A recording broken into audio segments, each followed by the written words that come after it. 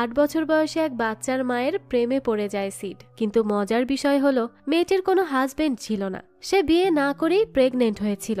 আর তার থেকেও বেশি অবাক করা ব্যাপার হলো বাচ্চাটা সিডেরই। কিন্তু এটা কিভাবে সম্ভব? এই মেয়ের সাথে তো সিডের আগে কখনো দেখা হয়নি। এরকমই মজার মজার টুইস্টে ভরা আজকের এই গল্পের নাম কাধালিক্কা নিরামিল্লাই।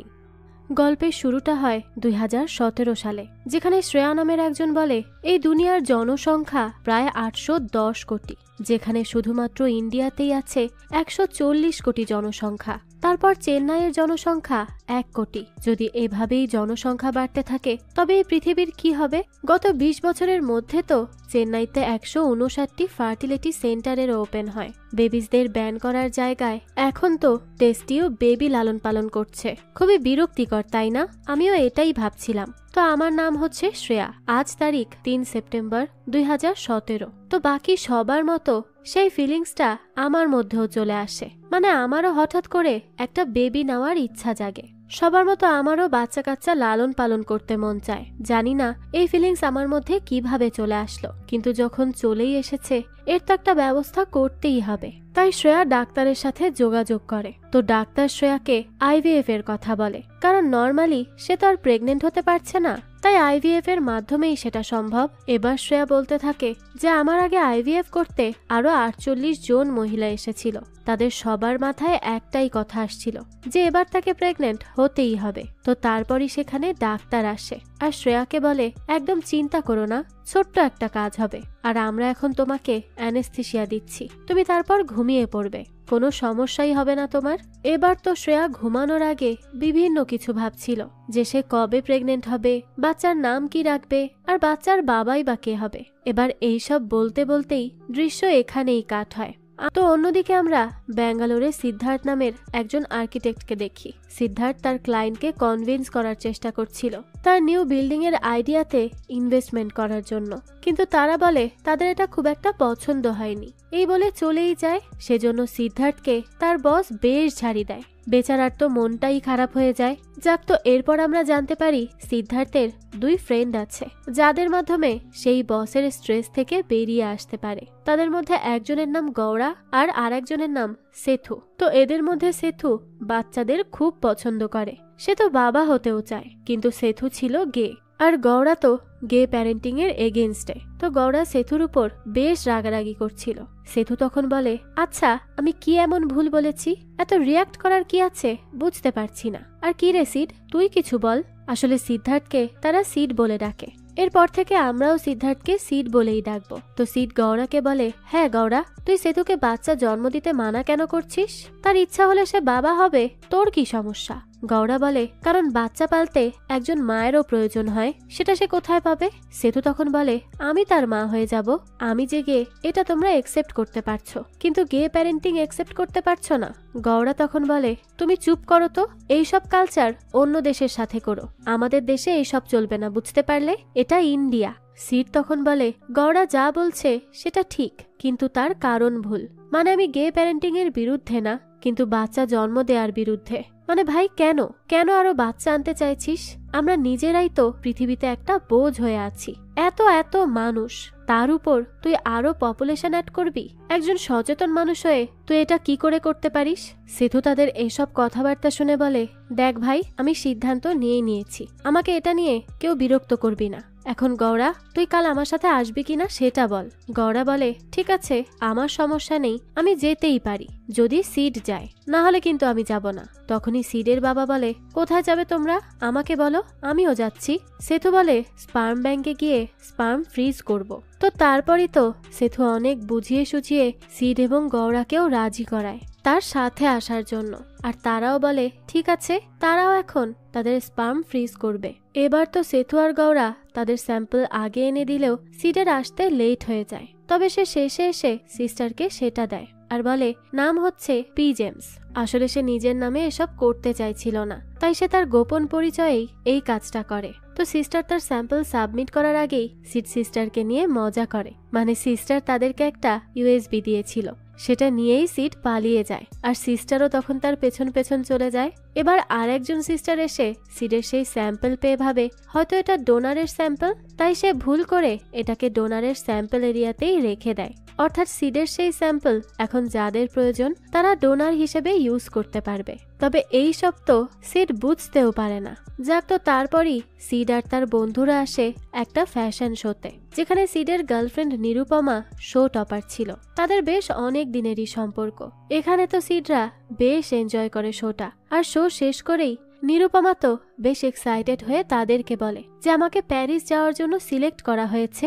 তখন সিড কিছু না বললে সে সিডকে জিজ্ঞেস করে, কি হলো সিড, তুমি খুশি না? আমাদের এঙ্গেজমেন্টের কথা ভাবছো? সিড বলে, হ্যাঁ, আমি তো অনেক খুশি আর প্রাউডও ফিল করছি অনেক। তোমার প্যারিস যাওয়া নিয়ে কোনো সমস্যা নেই। সেতু তখন নিরুপমাকে বলে, তুমি জানো আজ সিড কি করেছে? নিরুপমা তখন জিজ্ঞেস করে, কি করেছে? সিধু তখন তাকে জানিয়ে দেয় যে সিড তার নিজের স্পার্ম ফ্রিজ করিয়েছে। নিরুপমা এটা শুনে বলে, কি সত্যি? তুমি না বলো বাচ্চা কখনো চাও না, তাহলে এইসব কেন? সিড তখন বলতে থাকে, হ্যাঁ, আমি তো এখনো বলছি আমি বাচ্চা চাই না। আমি শুধুমাত্র গিয়েছিলাম ওই সেতুকে সাপোর্ট করতে, নিজের ইচ্ছাতে তো যাইনি। তো তাদের কাছ থেকে এই সবকিছু শোনার পর নিরুপমা সেতু আর গৌড়াকে বলে যে আমি একটু সিডের সাথে একা কথা বলতে চাইছি। তো সেতু আর গৌড়াও তো তার কথা শুনে সেখান থেকে চলে যায়। তখন নিরুপমা সিডকে আলাদা এনে বলে, সিড, আমি তো তোমাকে বুঝতে পারছি না, জানি না তোমাকে বিয়ে করে আমার কি অবস্থা হবে। সিড বলে, নিরুপমা, তুমি তোমার কাজে একটা ব্রেক পেয়েছো। ইউরোপে মডেলিং করা তোমার স্বপ্ন ছিল আর ফাইনালি সেটাই হচ্ছে। তাহলে নিজের স্বপ্নের উপর ফোকাস করো এখন। সেটা না করে কেন এসব বাচ্চার বিয়ে নিয়ে পড়ে আছো? এসব এখন তোমার চিন্তা করা উচিত নয়। নিরুপমা বলে, তুমি কি বলতে চাইছো? আগামী 2 সপ্তাহের মধ্যে আমাদের এঙ্গেজমেন্ট, তারপর কি তুমি বিয়ে করবে না? এভাবেই সারা জীবন থাকবে? সিড বলে, দেখো নিরুপমা, এইসব বিয়ে না সবচেয়ে বড় ধ্বংসের কারণ। বিয়ে দুজন ভালোবাসার মানুষকে টক্সিক করে ফেলে, তাই কারোরই বিয়ে করা উচিত না। আর আমি তো তোমার জন্যই এঙ্গেজমেন্ট করতে রাজি হয়েছি, তাই না?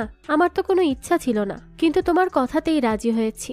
যাক, এখন এসব বাদ দিয়ে তুমি যাও তো প্যারিস থেকে ঘুরে আসো, নিজের স্বপ্নটাকে পরিপূর্ণ করো। নিরুপমা এটা শুনে বলে, আমার জন্য রাজি হয়েছো মানে? তাহলে তুমি কি চাও সিড? এবার আমাকে একদম ক্লিয়ারলি বলবে। সিড বলে, আমি কি চাই আমি তো সেটা নিজেও জানি না, তবে আমি এতটুকু জানি আমার জব ছাড়তে হবে। আর ভালোই লাগছে না আমার এসব, আমি অনেক বেশি স্ট্রেসড হয়ে যাচ্ছি। নিরুপমা তার এই কথা শুনে বলে, তাহলে জব ছেড়ে দাও না কেন? আমি ততদিন সামলে নিব, কোনো সমস্যা তো নেই। সিড বলে, না, এটা ঠিক হবে না। নিরুপমা বলে, কেন, কি ভাবছো যে কিভাবে নিজের গার্লফ্রেন্ডের টাকায় থাকবে? এটা তো এমন কোনো ব্যাপার নয়। সিড বলে, না নিরুপমা, সেরকম কিছু না, আমি এভাবে কিছু মিন করতে চাইনি। তখন নিরুপমা সিডকে বলে, হ্যাঁ, আসলে সব পুরুষই না একই রকম হয়। তাদের মেল ইগো হার্ট হয়ে যায় যখন মেয়েরা তাদের ইনকাম দিয়ে সংসার চালাতে চায় বা তাদের বয়ফ্রেন্ড বা হাজবেন্ডকে দেয়। তুমিও যে এরকম তা তো আমি বুঝতে পারিনি। তো তারপর সিড বলে, আচ্ছা বাবা, ঠিক আছে, বলো কি চাও তুমি, আমি সব করতে রাজি আছি। নিরুপমা বলে, আমি চাই প্যারিস থেকে আসার পরই একটা কিউট চার্চে বিয়ে করতে। সিড বলে, আচ্ছা ঠিক আছে, তুমি প্যারিস থেকে আসলেই আমরা বিয়ে করে নিব। এবার হ্যাপি তো? এমনিতেও এটা তো একটা ফর্মালিটিস, এর থেকে বেশি আমার জন্য কিছুই না। এই কথা শুনেই তো এবার নিরুপমা অনেক বেশি রেগে যায় আর বলে, কি সমস্যা তোমার? হ্যাঁ, বিয়ের কথা বললেই কেন এমন আচরণ করতে শুরু করো তুমি? তুমি আজ তোমার বন্ধুদের কথায় স্পার্মও ফ্রিজ করিয়েছো, কাল আমি বাচ্চা চাই বললে কি আমাকে হ্যাঁ বলবে? সিড তখন বলে, আরে ওইটা তো আমি এমনিতেই ফ্রিজ করিয়েছি, তোমাকে তো বললাম সিধুকে সাপোর্ট দেওয়ার জন্য করেছি, আর তুমি তো জানো আমি বাচ্চা চাই না। তো তারপরই এখানে নিরুপমা আর সিডের মধ্যে বেশ ভালোই ঝগড়া হয়। এই সব কিছু শুনে সেতু সিডকে বলতে থাকে, দেখ তুই আর যাই করিস তোর উচিত হয়নি নিরুপমার সাথে ঝগড়া করা, তাও আবার এই এঙ্গেজমেন্টের আগে। তো এরপরই সিডকে তারা বলে, ফার্ম হাউসে কে এঙ্গেজমেন্টের প্রোগ্রাম রাখে? কোনো ভালো হোটেলেও তো রাখা যেত, তাই না? সিড বলে, আমার উপর সব থাকলে আমি তো ফিউনারেল রুমেও করে নিতাম, এটা কোনো ব্যাপারই না। আর আমি তো আর একটা কথা বুঝতে পারছি না, এই আমার বসকে কেন ইনভাইট করতে হবে? তখন তার বাবা বলে, না করলে খারাপ দেখাবে না? সিড বলে, না দেখাবে না, কারণ আমি জব ছাড়ছি, আমি একজন ইনভেস্টর পেয়েছি, তো এই বাড়িটা লোন রাখতে পারবো তো। তখন তার বাবা বলে, যাই করবি নিরুপমার সাথে কথা বলে করবি, আমি কিছু বলতে পারছি না। সিড তখন বলে, কেন আমার বাড়ি? তাহলে নিরুপমাকে কেন জিজ্ঞেস করব? তার বাবা বলে, কারণ সে কিছুদিন পর তোর স্ত্রী হবে, আর বিয়ের পর আমার তোমার বলতে কিছুই হয় না, বুঝলি? যা আছে সব আমাদের এই রকম হয়। সিড বলতে থাকে, দেখো এটা বিয়ে না, এটা শুধুমাত্র একটা এঙ্গেজমেন্ট। অন্যদিকে শ্রেয়া আর কারানের রেজিস্ট্রি ম্যারেজ হয়ে যায়। তারা দুজন তো বেশ হ্যাপি ছিল। তারপরই বিয়ে শেষে শ্রেয়া বাড়িতে বসে বসে কাজ করছিল। তখনই কারান তাকে কল করে বলে, আমাদের ভিসা হয়ে গেছে, তাই বিয়ের পরপরই আমরা যেতে পারবো। শ্রেয়া তো এটা শুনে বলে, আরে বাহ, এটা তো খুব ভালো বিষয়। কারান তখন বলতে থাকে, তাহলে চলো আমরা একটু সেলিব্রেট করি। শ্রেয়া বলে, এখন না, অন্যদিন, আমার প্রজেক্টের কাজটা শেষ হলে তারপরই করব। কারানও বলে ঠিক আছে। তো তারপরই এদিকে দেখা যায় সিডদের এঙ্গেজমেন্টের সব আয়োজন করা হয়। সিড তো একের পর এক কল করে যায় নিরুপমাকে, কিন্তু সেখান থেকে কোনো রেসপন্সই সে পায় না। সে তো তখন এই ব্যাপারটা নিয়ে চিন্তায় পড়ে যায় যে নিরুপমার আবার কি হলো। সেথু বলে, তুই চিন্তা করিস না তো, কাজের মধ্যে আছে হয়তো, আর কাজে থাকলে এরকম সময় কোথায় দিয়ে যায় বোঝাই যায় না। অন্যদিকে কারানকে সারপ্রাইজ দিতে না বলেই তার রুমে চলে আসে শ্রেয়া, আর গিয়েই দেখে কারান তো অন্য মেয়ের সাথে আছে। শ্রেয়া তো এটা দেখে খুবই কষ্ট পায়, কিন্তু কিচ্ছু না বলে দরজা আবারও লক করে বাইরেই দাঁড়িয়ে থাকে। কারান তো তখন শ্রেয়া শ্রেয়া বলে বাইরে আসে, আর হাতে নাতে ধরা খাওয়ার পরও সে বলতে থাকে, শ্রেয়া তুমি যা ভাবছো তা কিন্তু নয়। শ্রেয়া বলে, কি নয়? হ্যাঁ। কারান বলে, দেখো সে আমাদের ওয়েডিং এর কাজ নিয়ে কথা বলতে এসেছিল, আর আমি ড্রাঙ্ক হয়ে এসব করে ফেলেছি। শ্রেয়া তখন আর কিচ্ছু না বলে রেগে মেগে সেখানে থাকা ওয়াইনের বোতলটা তার দিকে ছুঁড়ে মারে, আর সেটা গিয়ে দেয়ালে পড়ে সাথে সাথে ভেঙে যায়। অন্যদিকে সিডের এঙ্গেজমেন্টের অনুষ্ঠানে সবাই ঘুমিয়ে পড়ে, আর কিছু মানুষ তো চলেও যায়, কিন্তু নিরুপমা তো আসেনি। কিছুক্ষণ পরই দেখা যায় সেখানে নিরুপমার মা বাবা আসে। এসেই বলে, নিরুপমা আসবে না। আমরা বলেছি এইভাবে শেষ মুহূর্তে সে সবকিছু বদলাতে পারে না, কিন্তু সে তো অনেক জেদি, সে কোনোভাবেই আসতে রাজি হয়নি। তো এরপর তারা সিডকে বলে, এই চিঠিটা নিরুপমা দিয়েছে তোমাকে। সিড সেটা পড়ে দেখে, যেখানে লেখা ছিল, হাই সিড, সেদিন আমি ভেবেছিলাম তুমি বাচ্চার জন্য হ্যাঁ বলবে, কিন্তু তুমি বলনি। আমি তখন রিয়েলাইজ করেছি আমরা দুজনেই আলাদা জিনিস চাই। কিছু কিছু সময় আসলে ভালোবাসাটাই যথেষ্ট হয় না। সেজন্য তুমি তোমার মতো ভালো থাকো, আর আমি আমার মতো ভালো থাকার চেষ্টা করব। অর্থাৎ সে তাদের এই সম্পর্কটা একেবারে ভেঙে ফেলে। এদিকে ঘরে বসে বসে শ্রেয়া ড্রিঙ্ক করছিল। শ্রেয়া তার বোনকে বলে, আমি তার সাথে 4 বছর ছিলাম, সে কিভাবে আমার সাথে এরকম কাজ করতে পারলো? শ্রেয়ার আন্টি বলে, তোমার তো খুশি হওয়ার দরকার, যদি এই সব বিয়ের পর দেখতে তখন কি হতো বলতো? তারপরই শ্রেয়া আসে তার ডিভোর্সের জন্য, কিন্তু উকিল বলে, এইভাবে 2 সপ্তাহের মধ্যেই ডিভোর্স হবে কিভাবে? আচ্ছা, তাও আমি চেষ্টা করে দেখছি। অন্যদিকে একইভাবে মুভ অন করার পেছনে পড়েছিল সিডো। সে তো অনেকগুলো প্রজেক্টের কাজ করার ট্রাই করে, কিন্তু সেটাও হয় না, আর তার প্রচুর রাগ হচ্ছিল নিরুপমার উপর। এদিকে শ্রেয়া আর তার মা একটা অনুষ্ঠানে আসে। সেটা ছিল শ্রেয়ার এক আত্মীয়ের। তো সেখানে শ্রেয়ার বিয়ে নিয়ে অনেক কথাবার্তা হয়। অনেকেই তো আজে বাজে কথায় অপমানও করে, খোঁচা দেয়, যেমনটা আমাদের আশেপাশে অনেকেই করে থাকে আর কি। যাক, তো তখন শ্রেয়া কথা বলছিল চারু নামের একজনের সাথে। চারুর একটা বাচ্চা হয়েছে নতুন নতুন, আর তার নাম ঠিক করা হচ্ছিল। তো চারু একটা কাজে যাওয়ার আগেই শ্রেয়ার কোলে তার বাচ্চা দিয়ে যায়। শ্রেয়া তো তখন এক দৃষ্টিতে তাকিয়ে থাকে সেদিকে। তখনই তার মা এসে বলে, দেখলে তো আমাদের সম্মানের কিভাবে মাটি চাপা হচ্ছে? দেখো, নারায়ণ মামার ছেলে লন্ডনে থাকে, সে বলেছে তোমাকে বিয়ে করতে তার কোনো সমস্যা নেই, তাই তাকেই তুমি বিয়ে করবে। কি হলো, শুনছো? আর শোনো, ওখানে বিয়ে করে এরকম একটা বাচ্চা নিজে জন্ম দিয়ে তারপর নিজের ফ্যামিলিকে হ্যাপি করো, বুঝতে পারলে? তো শ্রেয়ার পর নিজের রুমে চলে আসে আর আন্টিকে বলে, বিয়ে কেন করতে হবে? বাচ্চা জন্ম দিতে? তার জন্য তো পুরুষ দরকার, তাই না? কিন্তু যদি এই বিয়ে না করেই ডিরেক্ট বাচ্চা জন্ম দেওয়া যায়, তাহলে তো এই বিয়ের কাহিনীরই প্রয়োজন পড়ছে না। তুমি আমার পয়েন্ট বুঝতে পারছো তো? তার আন্টি তখন বলে, শ্রেয়া একদম এসব ভাবার চিন্তা করবে না। কিন্তু শ্রেয়া তো কিছু একটা ভেবে খুব হাসে। এরপরই সে দেখা করে কারানের সাথে। কারণ বলে, শ্রেয়া আমি তোমাকে খুব মিস করেছি, আমি সত্যি বলছি।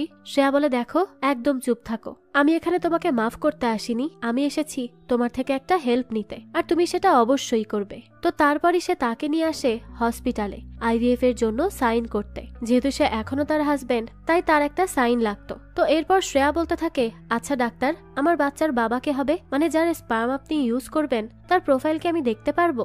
ডাক্তার বলে, না, সেটা প্রাইভেট থাকবে, আপনি দেখতে পারবেন না। ওইদিকে হসপিটাল থেকে কল করা হয় সিডকে। সিড তো মদের নেশায় ডুবেছিল। হসপিটালের নার্স সিডকে বলে, স্যার আপনি কি আবারও এসে আপনার স্যাম্পলটা ফ্রিজ করবেন?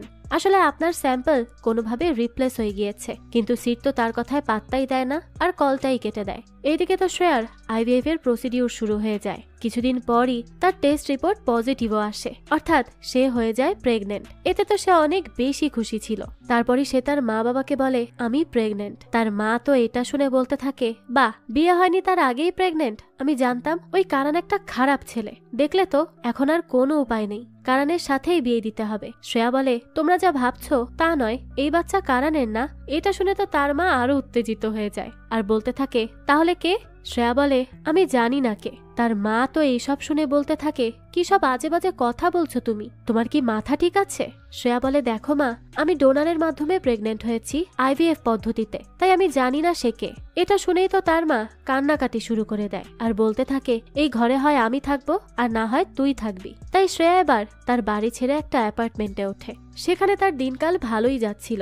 তো একদিন সে টিভিতে নিউজ দেখে যেখানে এইটা বলা হচ্ছে যে পারান নামের একজন ব্যক্তি একাধিক সিরিয়াল কিলিং করে যাচ্ছে। সে কোথায় থাকে তার ঠিকানা কি কেউ জানে না। তবে একদিন এই লোককে দেখা যায় একটা স্পার্ম ব্যাংক থেকে ফিরতে, যে কিনা তার স্যাম্পল ডোনেট করছিল। এরকম করার পেছনে তার দুটি কারণ থাকতে পারে, এক টাকা আর দুই তার নিজের অস্তিত্ব বাড়ানোর এটা একরকম প্রচেষ্টা।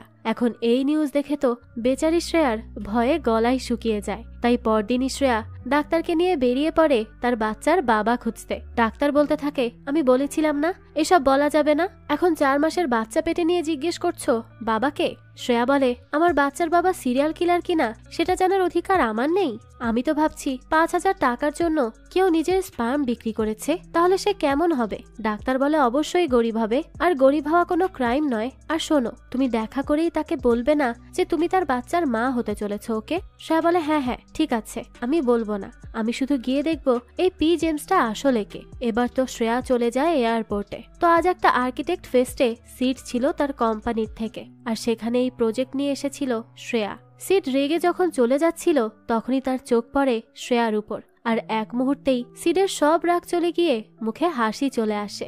সিড তারপর তার ফ্রেন্ডদের বলে আমি আজ একটা মেয়েকে দেখেছি, তার স্পিচ তার সবকিছু অনেক বেশি ইমপ্রেসিভ ছিল। এই প্রথম আমি কাউকে দেখে এতটা সারপ্রাইজড হয়েছি।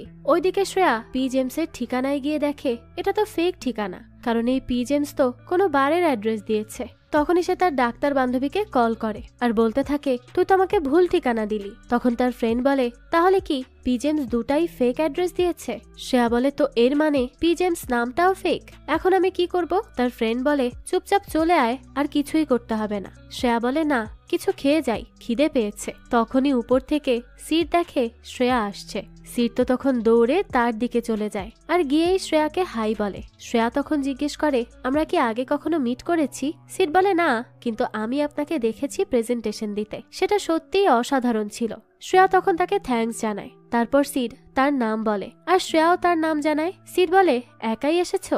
শ্রেয়া বলে হ্যাঁ, আসলে একটা ফ্রেন্ডকে সারপ্রাইজ দিতে আসছিলাম, কিন্তু উল্টো আমি তো সারপ্রাইজড হয়ে গিয়েছি। সিড তখন তাকে বলতে থাকে তাহলে চলো আমাদের সাথে জয়েন করো। কিন্তু শ্রেয়া বলে আসলে আমার ফ্লাইট আছে আজ। সিড তখন জিজ্ঞেস করে ও কোথায় যাবে? শ্রেয়া জানায় চেন্নাই। তো তারপরই সিড আর বেশি কিছু বলতে পারে না, সে চলে যায় তার ফ্রেন্ডদের আড্ডায়। তবে মনে মনে তো সে শ্রেয়াকে নিয়েই ভাবছিল। এবার কিছুক্ষণ পরই দেখা যায় শ্রেয়া আসে। তখনই সিড বলে আমার জন্য কি ফ্লাইট ক্যান্সেল করে দিলে? শ্রেয়া বলতে থাকে আরে না, ফ্লাইট ডিলে হয়ে গেছে, আর তাছাড়া তোমাকে আমি এতটাও চিনি না যে ফ্লাইট ক্যান্সেল করব, আর চিনলেও হয়তো করতাম না। এইসব বলে শ্রেয়া খুব মজা করে। তারপরই সে বলতে থাকে আমার না খুব খিদে পেয়েছে, তাই খাওয়ার মতো কিছু কি পাওয়া যাবে এখানে? সিড বলে আমার বাড়ি এসে পড়ো, এখানে ভালো কিছু হবে না। তো তারপর সেথু বলে হ্যাঁ, সিডের বাবা কিন্তু বেশ ভালো রান্না করেন। তো কিছুক্ষণ এরা সবাই গল্প করার পর সেখান থেকে বেরিয়ে পড়ে। রাস্তায় অনেক ঘোরাঘুরি করে সিড শ্রেয়াকে তার বাড়ি নিয়ে আসে। শ্রেয়া আর সিডের বাবা সেথু এরা সবাই গেম খেলছিল।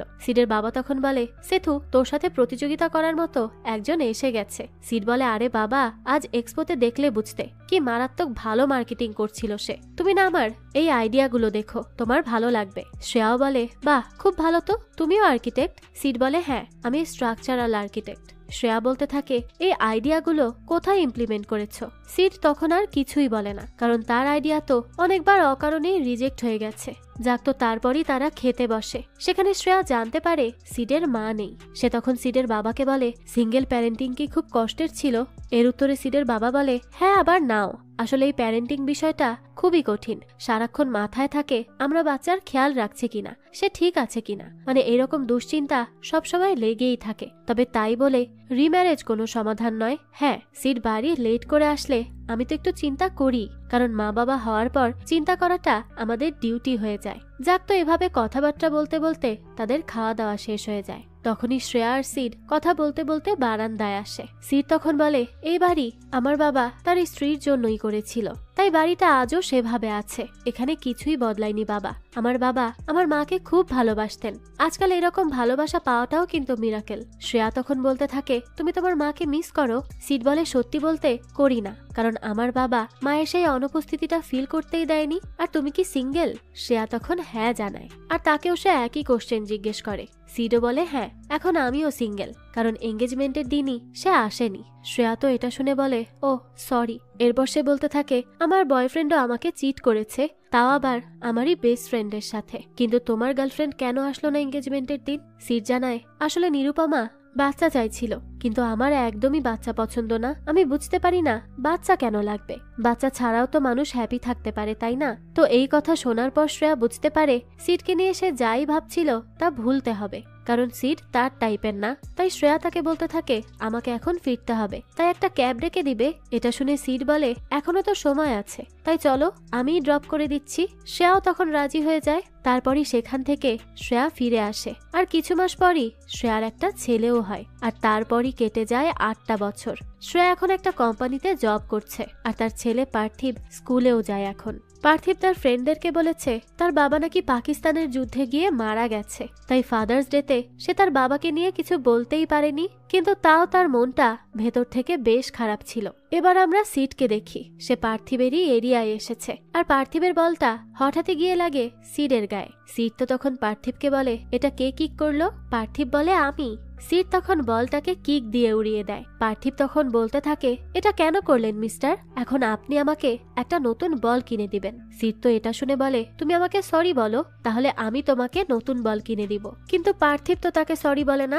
এরপর তার ফ্রেন্ড বলে, সরি বলে দিলে কি হতো? পার্থিব বলতে থাকে, আমি যখন কিছু করিনি তাহলে আমি কেন সরি বলবো? আমি তো খেলছিলাম, বল গিয়ে যে তার গায়ে লাগবে এটা তো আমি নিজেও জানতাম না। তো এবার বাসায় এসে পার্থিব তার মতো গেম খেলছিল। শ্রেয়া তখন তাকে বলে, এইসব রাখো, কেন সারাদিন এক গেম খেলো? পার্থিব বলে, মা আমি অনেক কষ্ট করে লেভেল পার করেছি। শ্রেয়া বলতে থাকে, তুমি মুখে মুখে কথা বলাও শিখে গেছো, এত মেজাজ আসে কোথা থেকে তোমার? পার্থিব বলে, কেন তুমিই তো বলো আমি তোমার মতো। তো তারপরে কল করে শ্রেয়ার বাবা, আর বলতে থাকে, শ্রেয়া আমার নাতি কেমন আছে, তার সাথে কথা বলা যাবে? শ্রেয়া বলতে থাকে, সে পরে কথা বলবে বাবা। তার বাবা তখন তাকে জিজ্ঞেস করে, তো তুই কেমন আছিস? শ্রেয়া জানায়, আছি ভালোই, আর আমি জানি তুমি তোমার নাতির সাথেই কথা বলার জন্য কল দিয়েছো, আমার সাথে না। তার বাবা এটা শুনে বলতে থাকে, তো আর কি করব, তোমাদের মা মেয়ের জন্য মাঝখানে আমি পিষে যাই। শ্রেয়া তখন বলে, আচ্ছা বাবা আমি পরে কথা বলছি, হ্যাঁ। এই বলেই সে কলটা রেখে দেয়। সে এরপর তার আন্টিকে বলতে থাকে, আন্টি পার্থিব না খুব মেজাজি হয়ে গেছে, সে এইভাবে আচরণ কেন করে? আমি তো এরকম করি না।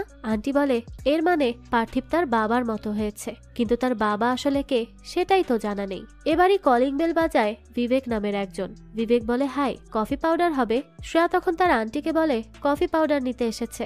আন্টি তখন তাকে বলতে থাকে, সে তো গত 2 বছর ধরে ট্রাই করছে, এইরকম করে আমাদের থেকে অন্তত 20 কেজি কফি পাউডার তো সে নিয়েই নিয়েছে, তাকে একটা চান্স দিয়ে দেখছো না কেন তুমি?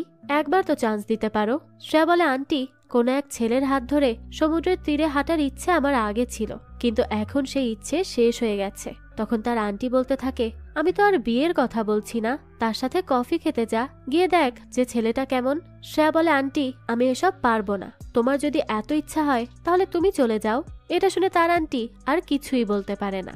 এদিকে পার্থিব তার নানাকে বলতে থাকে, নানা আমাকে তুমি একটা ফুটবল কিনে দিবে, আসলে আমার ফ্রেন্ড আদিত্যর ফুটবল একটা বেয়াদব লোক কিক দিয়ে গায়েব করে ফেলেছে, এখন আমি তার ফুটবল না দিলে আমাকে তো তারা খেলায় নিবে না, তখন তো আমি একা হয়ে যাব, তাই না?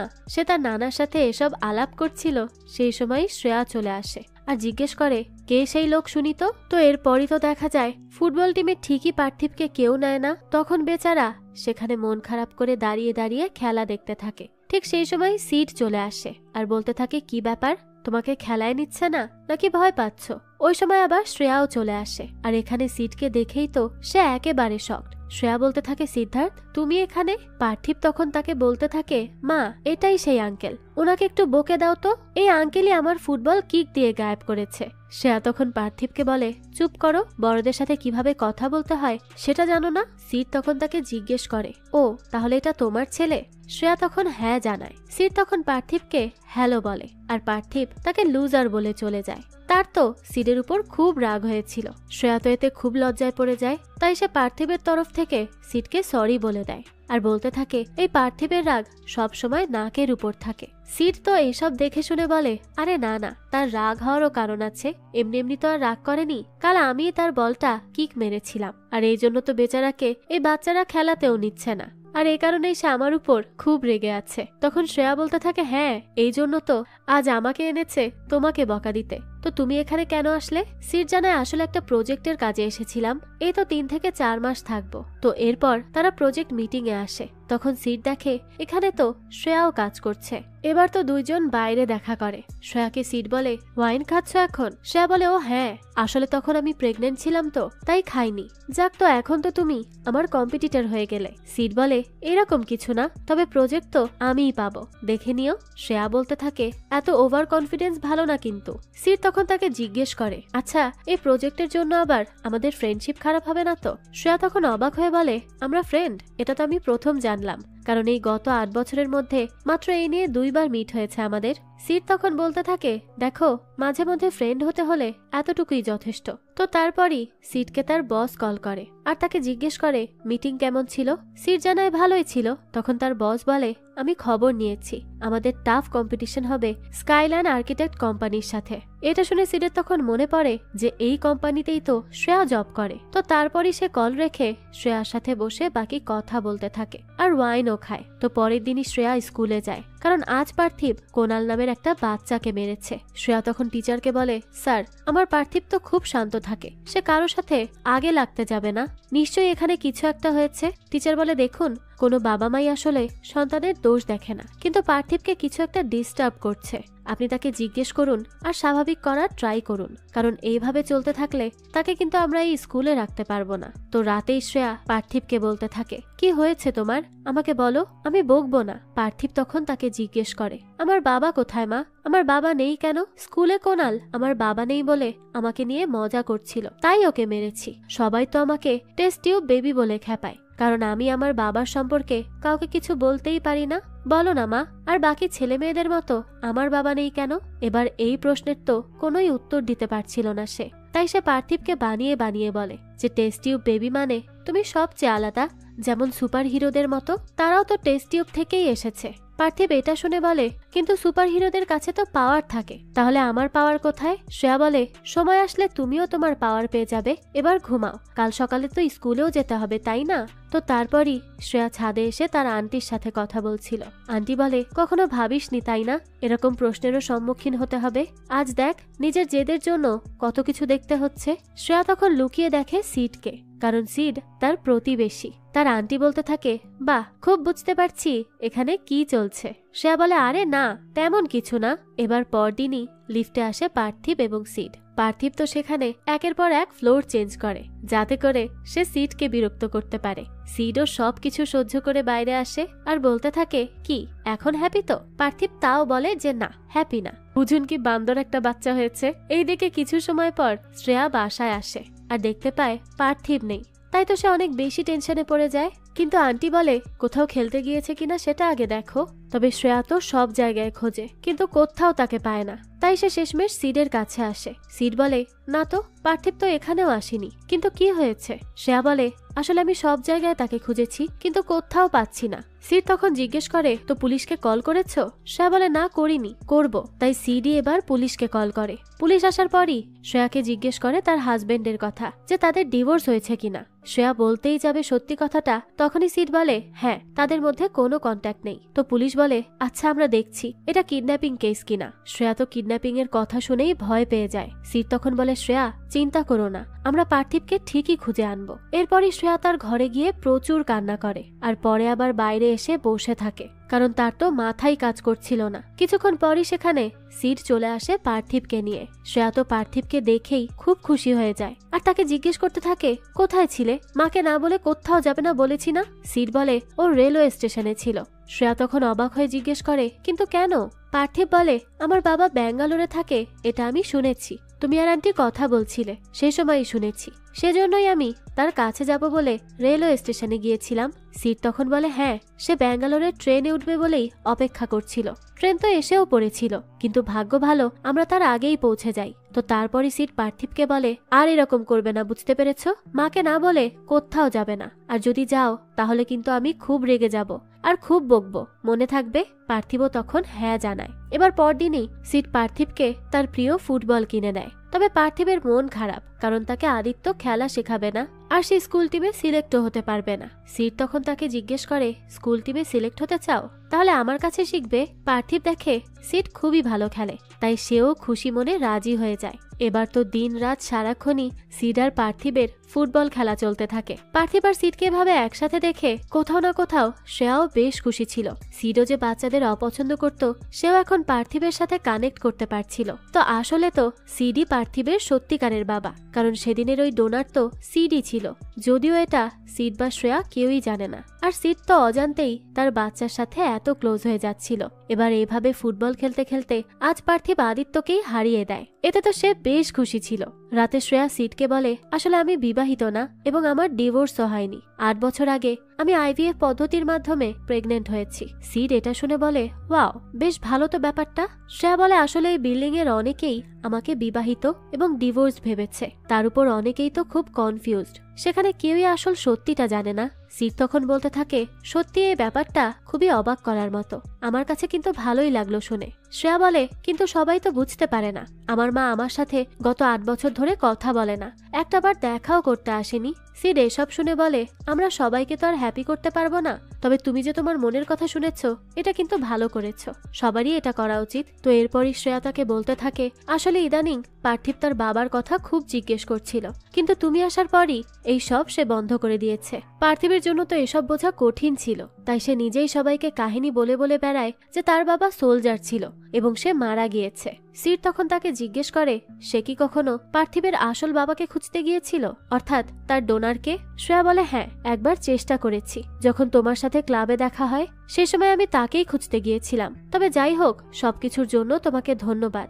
তোমার জন্যই এখন আমার ছেলেটা অনেক হ্যাপি। তো পরদিনই ব্যাঙ্গালোরে যাওয়ার জন্য রেডি হয় শ্রেয়া, কিন্তু তার আন্টির জ্বর চলে আসে, তাই শ্রেয়া বলে, আমি যাব না। তার আন্টি বলে, না না, তুমি যাও, তুমিই তো বলেছ সবচেয়ে কঠিন কম্পিটিশন হবে এটা সিডের সাথে। সিড, তুমি তাকে প্লিজ নিয়ে যাও। সিড তখন বলতে থাকে, আমি তো ড্রাইভ করে যাব, তুমি চাইলে আসতে পারো। শ্রেয়া তখন বলে, পার্থিবকে কে দেখবে? সিড বলে, তাকেও সাথে নিয়ে চলো। এরপরে পার্থিব, শ্রেয়া আর সিড একসাথে ঘুরতে ঘুরতে চলে আসে ব্যাঙ্গালোরে। সেখানে পার্থিব সিডের বাবার সাথেও ফুটবল খেলে। সিড বলে, পার্থিব, দাদাজি কিন্তু অনেক বড় প্লেয়ার, উনার সাথে টক্কর দেওয়া সহজ হবে না। পার্থিব এটা শুনে বলে, আচ্ছা তাই নাকি? তো এরপরই সে বলতে থাকে, জানো দাদাজি, আমাকে স্কুল টিমে সিলেক্ট করতে এই সিডই হেল্প করেছে। শ্রেয়া তখন রেগে বলতে থাকে, পার্থিব বড়দের নাম ধরে কথা বলে না। সিডের বাবা তখন বলে, বয়স না দেখে বন্ধুত্বটা দেখো। আর পার্থিব, তুমি কি জানো, সিড কিন্তু বড় ফুটবল প্লেয়ার হতো, তবে তার পায়ের ইনজুরির জন্য হতে পারেনি। শ্রেয়া এটা শুনে বলে, ও তার মানে ফুটবল আপনাদের রক্তেই আছে?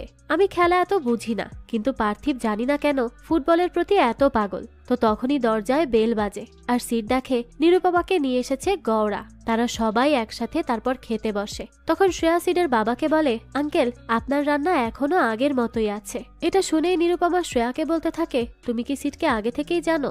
শ্রেয়া বলে, হ্যাঁ জানি তো। সিড তখন নিরুপমাকে বলে, নিরুপমা, তুমি এভাবে আসবে আমি ভাবিনি, তুমি তো মুম্বাই ছিলে তাই না? নিরুপমা বলে, হ্যাঁ, আমি সেখান থেকেই এখন ব্যাঙ্গালোরে শিফট করেছি। আমি আসলে এইভাবে এসে ঠিক করিনি তাই না, গৌড়ার সাথে কথা বলেছিলাম আর সে বলল আসতে, তাই চলে এসেছি। তবে সরি, আমার আসলে আগে বলে আসা উচিত ছিল।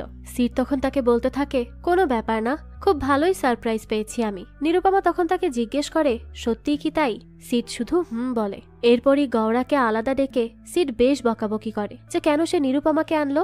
গৌরা বলে সরি ভাই, আসলে সে কল করে বলল সে তোকে মিস করছে, তাই আমি ভাবলাম সেও সিঙ্গেল তুইও সিঙ্গেল, দুইজন এক হলে সমস্যা কি, সেজন্যই নিয়ে এসেছি। তো এরপরে নিরুপমা এসে বলে শ্রেয়াটাকে। সিড জানায় আমার চেন্নাইতে প্রতিবেশী ছিল তারা, আর একটা প্রজেক্টের জন্য আমরা একসাথে ট্রাভেলও করছি। এসব শুনে নিরুপমা বলতে থাকে আমারও চেন্নাইতে কাজ আছে, মানা করবে না তো একসাথে গেলে। সিড বলে না ঠিক আছে আসো। তো এরপরে সিডের বাবা পার্থিবকে একটা টি শার্ট গিফট করে আর তাকে বলে হলিডেতে সবসময় এখানে চলে আসবে, ঠিক আছে। তো এবার চেন্নাই এসে নিরুপমা রুমের মধ্যে সিডকে জড়িয়ে ধরে, সেটা আবার শ্রেয়া দেখে নেয়। এটা দেখে তার একটু খারাপই লাগে, কিন্তু সে কিছুই বলে না। নিরুপমা তখন সিডকে বলে আমি তোমাকে সবসময় ভালোবেসেছি সিড, সেদিন যদি আমাদের বিয়ে হতো তাহলেও হয়তো এতদিনে আমাদের ডিভোর্স হয়ে যেত। তবে এখন আমি তোমার কাছে আর একটা সুযোগ চাই, কারণ আমি শুনেছি তুমি আর বিয়ে করনি, কারণ তুমি আমাকে ভুলতে পারোনি, আমিও ভুলিনি। এতগুলো বছর আমি খুব মিস করেছি তোমাকে, তবে তুমি ভেবে বলো আমাকে আর একটা সুযোগ দেওয়া যায় কিনা। কিন্তু সিড তাকে তেমন কিচ্ছু না বলে ফ্রেশ হতে চলে যায়। তখনই সেখানে পার্থিব এসে বলে সিড আমি স্কুল টিমে সিলেক্ট হয়ে গেছি। সিড তো বাইরে এসে খুব খুশি হয়। তখন পার্থিব বলে কাল আমার জন্মদিন, আসবে কিন্তু। সিডও বলে অবশ্যই আসবো। তো অফিসে এবার সিডকে শ্রেয়া শত্রুর মতো দেখছিল। সিড তখন শ্রেয়াকে জিজ্ঞেস করে কি হয়েছে বলো তো। শ্রেয়া বলে না কিছু না, কাজ নিয়ে চিন্তায় আছি। পার্থিব বলল জন্মদিনে তুমি আসছো, তাহলে সাথে নিজের গার্লফ্রেন্ডকেও এনো। তার আসলে সিডের সাথে নিরুপমাকে দেখে খুব একটা ভালো লাগেনি, তাই সে এমন বিহেভ করছিল। সিড তখন বলতে থাকে সে আমার গার্লফ্রেন্ড না, এক্স গার্লফ্রেন্ড। সে বলে ও যে হবু বউ পালিয়েছিল সে। সিড তখন হ্যাঁ জানায়। যাক, তো এরপরই দেখা যায় সিড আর পার্থিব ফুটবল প্র্যাকটিস করছিল।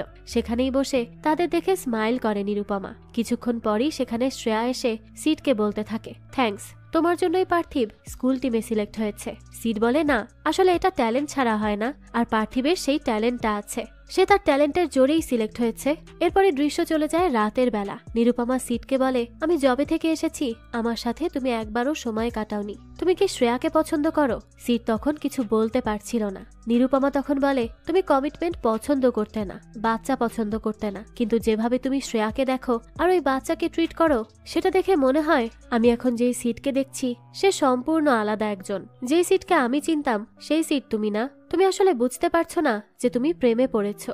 আমি খুব ভালো করেই জানি যখন তুমি ভালোবাসো তখন তোমার আচরণ কেমন হয়। তো রিয়েলাইজ করো যে শ্রেয়াকে তুমি সত্যিই ভালোবেসে ফেলেছো। আর আমি কাল ফিরে যাচ্ছি সিড, ভালো থেকো। তো এরপরই দেখা যায় সিডকে কল করে তার বস আর বলতে থাকে সেই প্রজেক্টটা আমাদের সিড। সিড তখন জিজ্ঞেস করে কিভাবে। তার বস বলে সেখানে সিনিয়র ভিপি আমার ফ্রেন্ড, তার থেকে আমি আমার কম্পিটিটরদের কোডস পেয়েছি, তাই সেগুলো দেখে একটু মডিফাই করে সাবমিট করে দিও। আর এই প্রজেক্ট আমাদের, বুঝলে? আর কথা মতো তুমি আমার পার্টনার হবে। তবে এসবে সিড কিছুই বলে না। এরপরই পার্থিবের জন্মদিনে চলে আসে সিড। সিডকে দেখেই তো মারাত্মক খুশি হয় পার্থিব। শ্রেয়াকে তখন তার আন্টি বলে পার্থিবকে এত খুশি আমি আগে দেখিনি, তাই আমার কথা শোন, সিডকে বিয়ে করে নে, আমি জানি সে তোকে পছন্দ করে। তো সিড তো সেই সময় তার কস্টিউম খুলতে যায় শ্রেয়ার রুমে। সেখানেই সে শ্রেয়ার প্রজেক্ট ভুল বশত দেখে ফেলে। আর শ্রেয়াও সেই সময় এসে বলে ও তাহলে তুমি এই জন্য আমাদের কাছে এসেছো, আমার ছেলেকে হাতিয়ার করেছো। সিড তখন বলতে থাকে তুমি ভুল ভাবছো শ্রেয়া, কিন্তু শ্রেয়া তো তার কোনো কথাই শোনে না আর তাকে বলে এখান থেকে বেরিয়ে যেতে। তো পরদিনই শ্রেয়া অফিস গিয়ে জানতে পারে যে ওই প্রজেক্টটা তাদের হয়েছে, কারণ তাদের কম্পিটিটর নিজেদের প্রপোজাল ফিরিয়ে নিয়েছে আর সিডও তার জব ছেড়ে দিয়েছে। এখন তো শ্রেয়া বেশ গিল্টি ফিল করছিল তার কথার জন্য। এবার পরদিন আবারও কোথাও একটা চলে যায় পার্থিব, তাই শ্রেয়া পুলিশকে ডেকে সবটা বলে। সেখানে এবার তার মাও সবকিছু ভুলে চলে আসে আর শ্রেয়াকে সরিও বলে। তখনই শ্রেয়ার আন্টির কাছে কল আসে যে পার্থিব সিডের বাসায় আছে ব্যাঙ্গালোরে। তারপরে সিড পার্থিবকে নিয়ে আসে শ্রেয়ার কাছে আর তাকে বলে ম্যাচটা শেষ হোক, তারপর কথা বলি। শ্রেয়া তখন বলে থ্যাঙ্কস আর সরি। সিড বলে তোমাকে ধন্যবাদ, কারণ তোমার জন্য আমি ফাইনালি জবটা ছাড়তে পেরেছি। আসলে বেশ কিছু বছর ধরেই আমি জব ছাড়বো ভাবছিলাম, কিন্তু পারছিলাম না। তোমার সাথে আমার মিট হয়েছিল বলেই জীবনের সবচেয়ে ইম্পর্টেন্ট বিষয় সম্পর্কে জানতে পেরেছি। শ্রেয়া তখন জিজ্ঞেস করে এখন কি করবে? সিড বলে এবার ভাবছি রিস্ক নিয়েই নিব, নিজের একটা ফার্ম শুরু করব। আমি তোমাদেরকে খুব মিস করছিলাম, তোমাদের ছাড়া আমার এখন এক মুহূর্তেও থাকা অসম্ভব। আমি তোমাকে সত্যিই ভালোবেসে ফেলেছি শ্রেয়া। তো এভাবেই এখানে খুব সুন্দর করে প্রপোজ করে সিড, আর শ্রেয়াও তো তার প্রপোজালে হ্যাঁ জানিয়ে দেয়। তো তারপরই তাদের গে বন্ধুরও বিয়ে হয়। সেখানে তারা তিন বন্ধুই তাদের সেই স্যাম্পল ফ্রিজের ব্যাপারে কথা বলে, কিন্তু সেই পি জেমস আসলে যে সিড এটা শ্রেয়া জানতে পারে না। সিডও জানতে পারেনি পার্থিব তার বাচ্চা, কিন্তু তারা সবাই একসাথে এখন অনেক ভালো আছে। তো তারপরে সিড আর শ্রেয়া একটা নতুন প্রজেক্ট করার কথা ভাবে। শ্রেয়া তখন জিজ্ঞেস করে, কি খুঁজছো, পার্টনার? সিড বলে, লাইফ পার্টনার নাকি বিজনেস পার্টনার, কোনটার কথা বলছো? শ্রেয়া তখন বলতে থাকে, আমি দুটোই হতে পারি। সিড তখন তাকে জিজ্ঞেস করে, তুমি কি বিয়ের কথা ভাবছো? শ্রেয়া তখন হেসে বলে, না। তারপরে সিডকে পার্থিব বলে, এই সিড, যাও বল আনো তো। সিডও তো তখন তার কথা শুনে বল আনতে যায় এবং বলতে থাকে, মাঝে মাঝে আমরা বুঝতেও পারি না কখন যে আমাদের জীবনে মিরাকেল ঘটে যায়, আর যেটাকে খারাপ সময় ভাবি সেটাই পরে গিয়ে ভালো সময় হয়ে যায়। অর্থাৎ সিড যা চায়নি সেই সব কিছু এখন তার সাথে রয়েছে, কিন্তু তারপরও সে অনেক বেশি হ্যাপি। তো এরই মাধ্যমে এই গল্পটাও এখানেই শেষ হয়ে যায়। আসলে আমরা আমাদের জীবনে অনেক কিছুই চাই না, ভাবি এটা হলে হয়তো আমাদের জীবনটা ভালো কাটবে না, তবে উপরওয়ালা সবকিছুই ঠিক করে রাখেন, আর আমাদের জন্য যা ঠিক সেটাই আমাদেরকে মিলিয়ে দেন, আর আমরাও অনেক বেশি হ্যাপি থাকি। যাক, এই তো ছিল আজকের গল্প। এই গল্পটা আপনাদের কাছে কেমন লেগেছে সেটা অবশ্যই আমাদেরকে কমেন্ট করে জানাবেন। যদি এতটুকুও ভালো লেগে থাকে তাহলে একটি লাইক দিয়ে যাবেন। আর হ্যাঁ, আমাদের এই চ্যানেলে কিন্তু প্রতিনিয়তই নতুন নতুন ভিডিও আপলোড করা হয়। সেই সব ভিডিওর আপডেট পেতে আমাদের চ্যানেলটিকে সাবস্ক্রাইব করে বেল আইকনে অল দিয়ে রাখতে কিন্তু ভুলবেন না। আরেকটা কথা, আপনারা আমার মতো মুভি লাভারদের জন্য আমরা নিয়ে এসেছি সুলভ মূল্যে নেটফ্লিক্সের সাবস্ক্রিপশন, যেটি পেয়ে যাবেন আমাদের ফেসবুক পেজ এইচবি শপে। পেজের লিংক ডেসক্রিপশন বক্সেই দেওয়া আছে। আজকে তাহলে এই পর্যন্তই, আবারও হাজির হব নতুন কোনো ভিডিও নিয়ে। সেই পর্যন্ত সবাই ভালো থাকবেন আর আমাদের চ্যানেলের সাথেই থাকবেন। ধন্যবাদ।